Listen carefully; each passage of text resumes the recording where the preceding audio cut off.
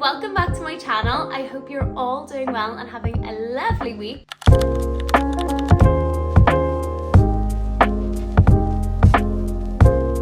I thought we could do a different kind of video today, a sit down chatty one, because I have something very exciting and scary happening this weekend. I'm running the Life Dublin Marathon. So I thought this was the perfect time to answer a very highly requested topic, which is my marathon journey, how it started, how it evolved, and lessons I've learned along the way. So let's get into it. Okay, I thought a good place to start would be the very beginning, which was the start of my running journey. I would say the official start of my running journey was during lockdown. There was this challenge going around Instagram where you nominated 5 people, donate £5 and run 5k. I basically got nominated, went out to do it, and genuinely ran, I'm gonna say 500 meters before I started crying and was like, nope, why can't I do this? It was a bit weird because growing up I'd always played hockey, so I thought I must be like naturally quite fit. Distance running and just going out for a run is so wildly different to like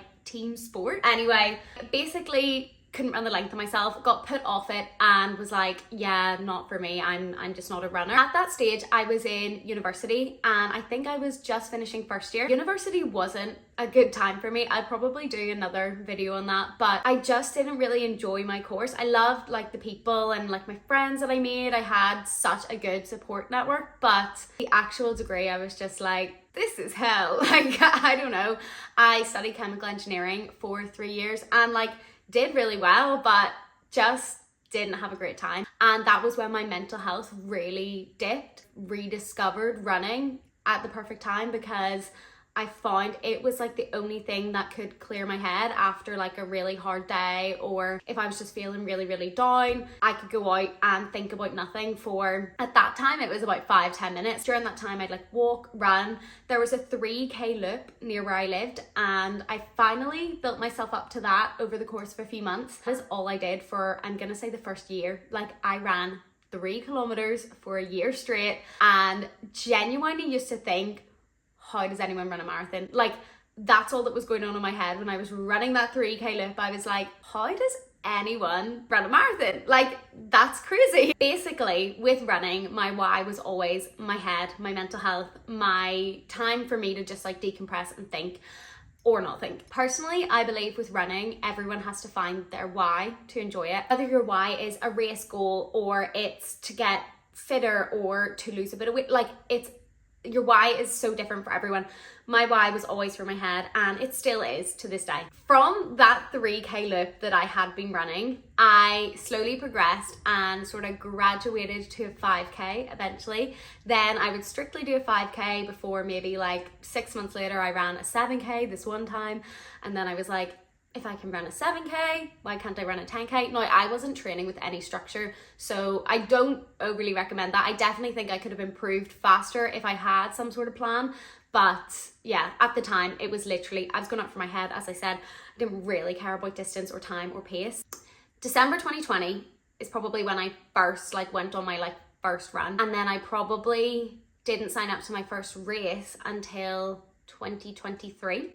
So like nearly 3 years later. At that stage, I ran the St. Patrick's Day 10k in Belfast. It was so much fun. I was so nervous, I think just because it was my first race, but you do dress up, like have a bit of face paint. You're not like, it's just not a serious run, you know. I really enjoyed myself. Like I remember finishing it thinking, wow, like I can't believe I really enjoyed a running race. Obviously, I've just said that I couldn't run, you know, 500 meters in lockdown. Pre that in school, I just hated running. Like I just hated running, and then that's why I think I needed to find my why. So yeah, my first race, St. Patrick's Day 10k. Then after the St. Patrick's Day 10k, I just kept running. Again, I don't think I was following any plan, and I kept increasing my miles each week, and I started doing a few longer runs. And then it came around to June 2023. A few of my friends were running Lisburn half marathon, and I was like, should I do it? And this was at a time where running wasn't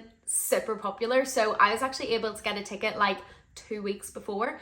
Unheard of now. Like you literally have to get a ticket as soon as they're released, or you don't have an entry. I managed to get a ticket into Lisburn half marathon. Didn't do a half marathon training block, literally just went out and ran it in old trainer, ran that, found it so tough, did not know about fueling. I think I had like 4 jelly babies the whole half marathon. I still ran a pretty good time. I remember afterwards, my mum drove me home. I remember sitting in the shower and being like, I can't move. And like I got out and she had cooked me dinner and everything, and I was like, I just need to go to bed. Like my whole body was in shutdown. I was just so not prepared to run a half marathon. That was in the June, and then in the September I signed up for Belfast half marathon, and I was a lot more prepared at that time.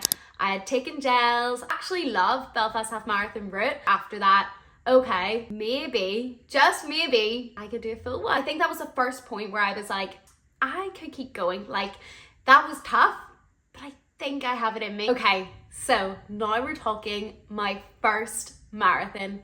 Belfast City Marathon 2024. Oh my goodness, I couldn't believe when Belfast Marathon reached out to me. So I had done a little bit of content work with them for the half. I knew Emer, their intern, and she had reached out to me and said, would you be interested in doing the full? I was like, stars are aligning. I felt like I could maybe do it. Now I've got this like entry, I just need to do it. So that was me. From the January to the April, I was in marathon training mode. I downloaded a proper runner plan and genuinely did not skip a workout. Your first marathon is always such a learning curve. During the training block, I learned so much about myself as a person, as a runner, pushed myself to places I didn't know I could go to, especially those long runs. Like I think in that block, my longest run was maybe 32 or 33k. Like I would spend my mostly my Saturday mornings on my long runs, but if not, it was a Friday after work. And I just remember being out, like that's not a fantastic time of year to train, like the January period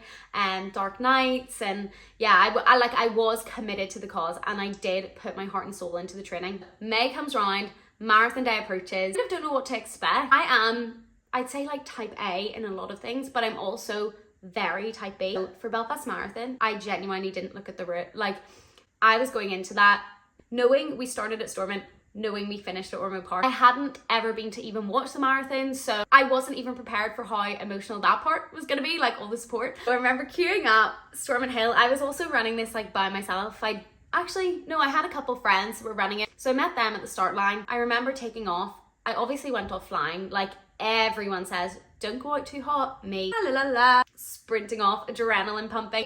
I think I was having an absolute ball up until 28, 29k. 30k is when I remember so clearly the cramps. I had never cramped once during my training, like not once, not any long run, never cramped in my life.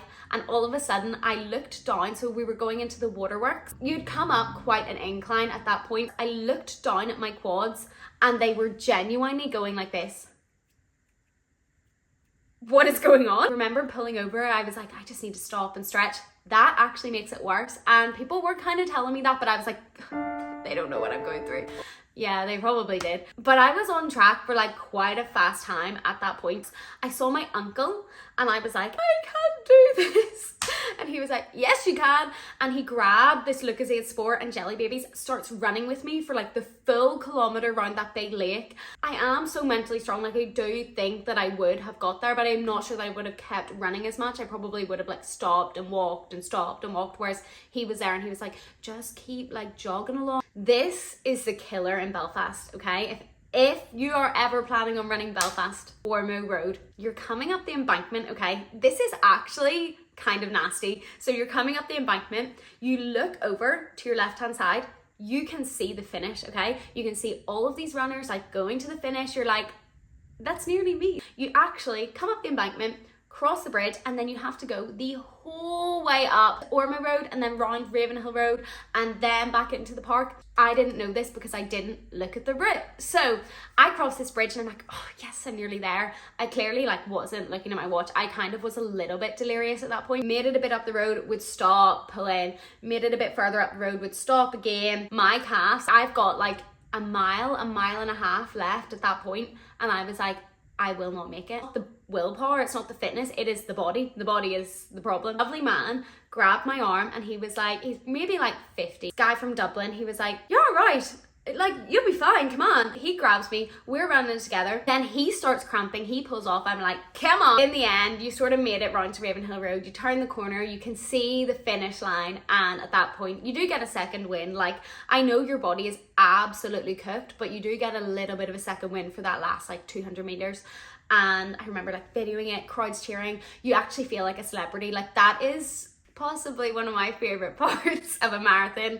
It's so funny, I always see those memes and it's like, marathon runners are such attention seekers.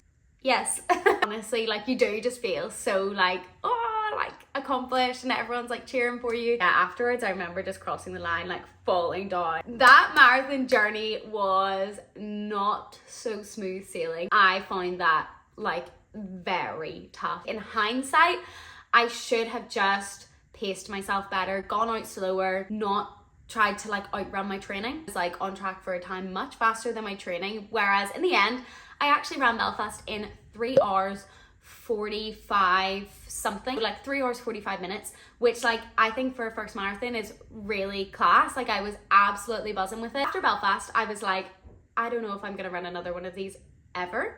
But then a wonderful charity, Action Mental Health, reached out to me. I knew Rosie who worked there, and she had asked if I wanted to run in a charity spot with them in Dublin. Belfast was in May, Dublin was in October. At that point, I think it was maybe August, so like a couple months had passed, and I was like, yeah, that trauma's worn off, like, I'm gonna run Dublin. To be honest, I think it was the best thing for me. Dublin Marathon last year re-sparked my love for marathons. I mean, that was only my second one. Made me love running again. Like, I just fell in love with running, racing, the sport. Dublin is electric, and truth be told, that is the only reason I am doing it again this year. My Dublin Marathon training was not as structured as my Belfast. I still had my runner plan, I just didn't follow it like by the book as I had done previously. To be honest, that was kind of down to a number of things. We just had a pretty bad year, like, as a family. My parents lost both of their dads and like both of my grandparents, both my grandads. A bad year for like grief. When you put hand in hand running for your head and then grief, they're kind of just like,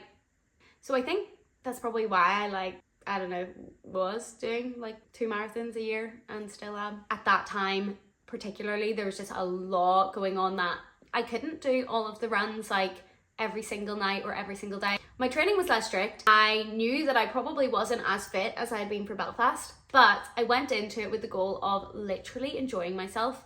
And can I say, I absolutely smashed that goal, because I danced around Dublin.